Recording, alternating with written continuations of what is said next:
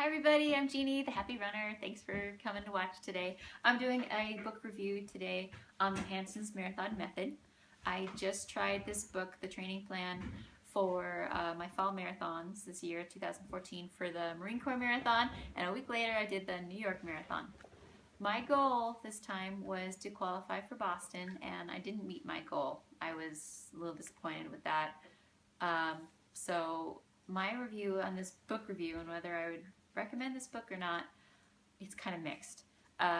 What I liked about this book, for this training plan, there were two plans to follow, advanced level marathon training and then a beginner. I did the beginner training plan, even though this was for my 15th and 16th marathons.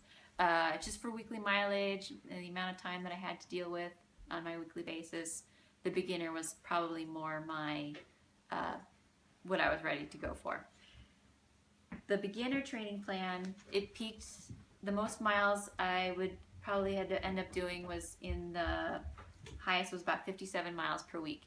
And mine was probably a little less than that because I ran 5 days a week and this training plan was for 6 days a week. So I don't know if things would have worked out differently had I ran 6 miles a week. I mean 6 days a week instead of 5 days.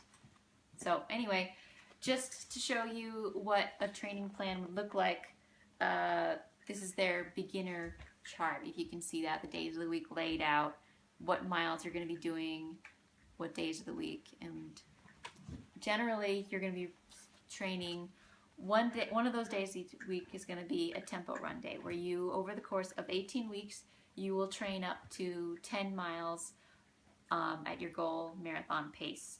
And I did that about 3-4 weeks in a row. And I really liked that because I felt really strong over the course of training. I was meeting my time goal, my pace goal for a marathon. So I was really encouraged by that.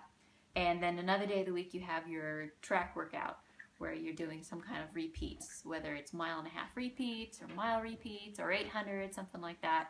And they have pace charts on what to expect, what you should be running those repeats in. So again, I felt really terrific with those track workouts. I was meeting my goals over the course of 18 weeks, felt terrific, felt like my fitness level was definitely improving. So heading towards my first race this fall, I felt like I was going to meet my goal and qualify for Boston.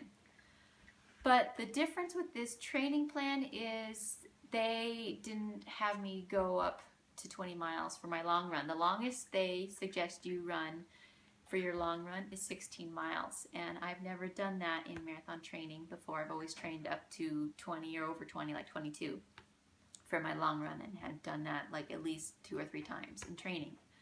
So this was a little bit different, and I thought I'd give it a try because I've done 14 marathons up to this point before these 2 marathons, so that let's try something new.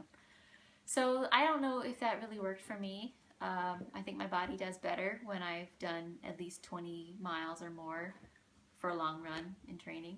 So maybe this would be an excellent program for a half marathon because you're doing a lot of tempos and speed, and the longest you run is 16 miles. So I will try it again, maybe for half marathons if I want to do well.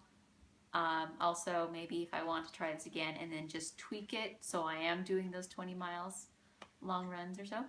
But I have mixed feelings whether I recommend this book. You could tweak it to yourself for how you want to train. But otherwise, great book, well written. Yeah, so good luck with it. Good luck with your training plans, and take care.